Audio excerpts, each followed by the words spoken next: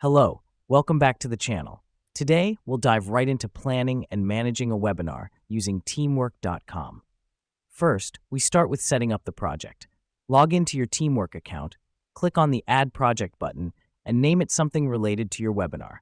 This helps us because it creates a separate workspace where all your webinar-related tasks will live. Now that we've done that, let's add tasks. Click on your project, and then Add Task List. Break down your webinar into tasks like decide on topic, invite speakers, set up registration, and so on. The reason we do this is to ensure every aspect of your webinar is accounted for and nothing falls through the cracks. Next up, assigning tasks. Click on each task, add a due date, and assign it to a team member. This helps us because it creates accountability. Everyone knows their responsibilities and deadlines.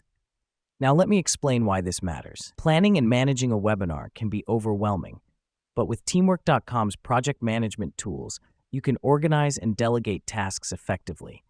Once your tasks are all set, it's time to monitor progress. Use the Everything tab to view all tasks and their status.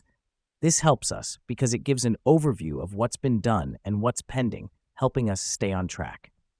In conclusion, planning and managing a webinar on Teamwork.com involves setting up a project, breaking it down into tasks, assigning those tasks, and monitoring progress.